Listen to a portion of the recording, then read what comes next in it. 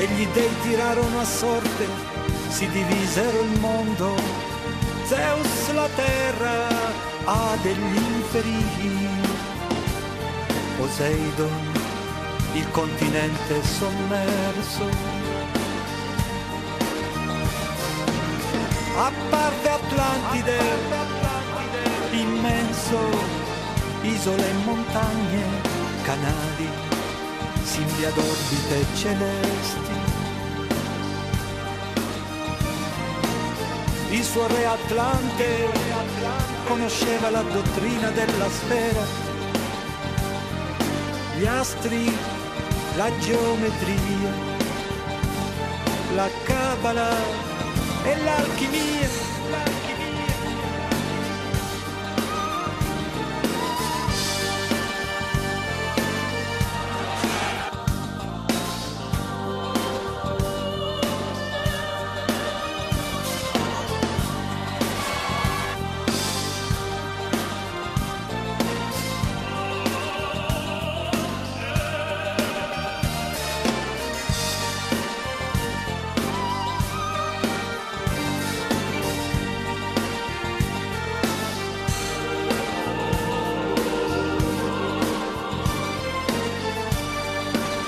In alto il tempio, 6 cavalli alati, le statue d'oro, d'avorio e oricalco.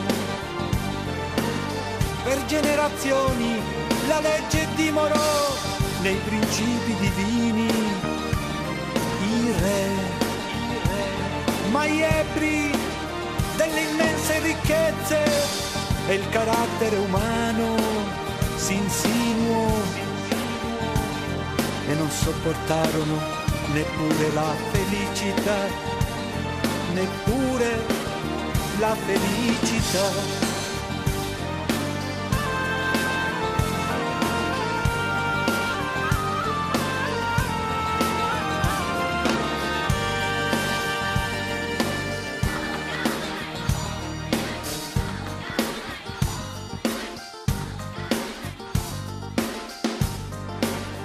In un giorno e una notte